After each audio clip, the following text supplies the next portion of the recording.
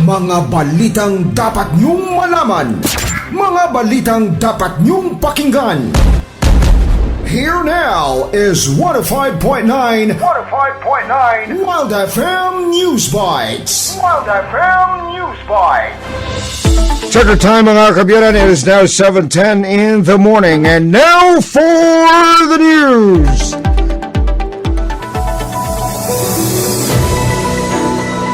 Masobra pulo ka mga tagreklamo ang nagpadulong sa Criminal Investigation and Detection Group o kung CIDG-6 kag nagpabutyag nga nabiktima man sang duha ka nadakpan nga nagpang-scam online. Nadakpan si Vanessa, 30 years old, kag Jonathan, 20 years old, samtang nagakaon sa isa ka restaurant sa Liganes. Suno kay Police Lieutenant Marlon Aison, team leader sang Regional Special Operations 6. Una nga may nagreklamo sa ilang nga na-scam sang duha online. Ginplano ang entrapment operation kag nadakpan ang duha.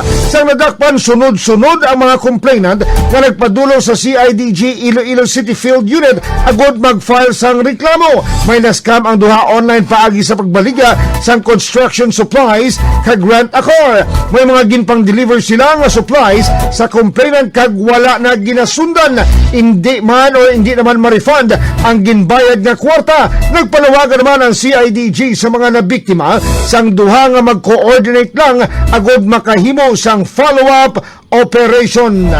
Di magbuni mga kabiyanan, mas damo reklamo, mas maayo mga kabiyanan ning nami ginipang doon nami pamaltugon. Mga scammer lang, tawan nyo lang mga scammer, oh. Ang scammer 30 anyos, ang babae edad niya 30 anyos, ang lalaki 20 anyos mga kabiyanan. Di makon mo mga edad, mga bataon pani, dako paning puturo tani nila ko akong tani nila galing ginsugudan gid nila sa pagkinunto, oh. Kay magpulo lang kabilog, magbutan tabi may mareklamo, basta na pulo lang makon mo pulo kabilog nga kasong pagatubangon nyo. Ahay, tayo yun na lang kapangabuhi nyo dahil, unless otherwise guro kung basi may magmulo maninay kaya sa tsura ni sang duha ka mga scammer mga kabiyanan do hindi manipod, may mga kulokwartado maaros-aros. Kinablang do tipo sa mga tsura nga do masaligan mo man, ati kalabanan giman nga mga scammer, mga masaligan giman ang tsura kay kung tsura mo daw tsura plan do hindi masaligan. Hindi na maghihatag si mo kwartang tao, no? May isa to kahapon mga kabiyanan nga isa nga gintunto nga nagreklamo mga kabiyanan nga nag-construction supply siya, willing siya nga deliver abi sa mga construction supply kaya ang pobre mapatindog sang panimalaya guro, di ba deliver sa mga construction supply ining duwangan sang uli nagdulo-deliver man nagbayad na tong tao abi igo mura way makumplito, sang uli ang tag-iyabe naghatag sang kwarta ngati ko na lang ka ibalik na lang sa ako ng kwarta ang wala mo pa ma-deliver ibay din na lang be, ahay why naka-text na yun. Amuning namin dabuhan nyo pagila para nga masakit na ginang ulo. Kaya kung mga gamay lang ang mga kaso, hapos na utsan, pero kung damo-damo ang mga gareklamo na mo ng tig-aya. Samtang mga kabiyanan, nakawagayway ang bandera sang Iglesia ni Cristo mga kabiyanan sa tunga sang madamong ang mga tao nga nagtipon sa EDSA subong nga kaagahon mga kabiyanan.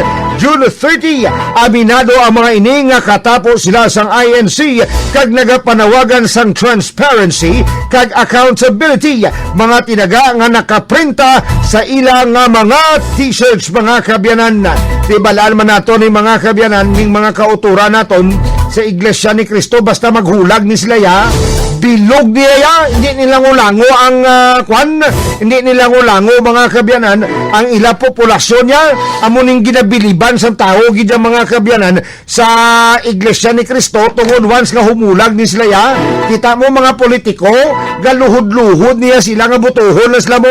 Once gani nga butuhon ka or maghambal ng iglesia nga, ato ni nga butuhon, suportahanin naton.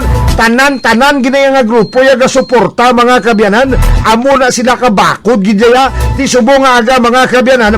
Dito sa may EDSA mga kabyanan, nakawagayway ang bandera sang Iglesia ni Cristo mga kabyanan, na perte kadamo to subong sang tao mga kabyanan, kag ini sila nagasinggitan sang transparency kag accountability.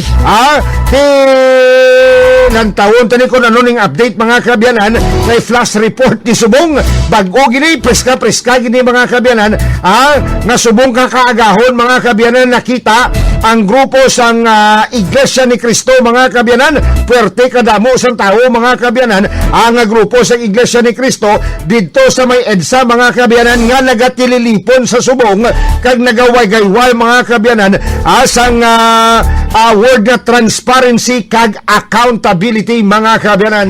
Check the time, it is now 7:15 in the morning. Kasama si DJ Kulak sa Morning Wild Ride.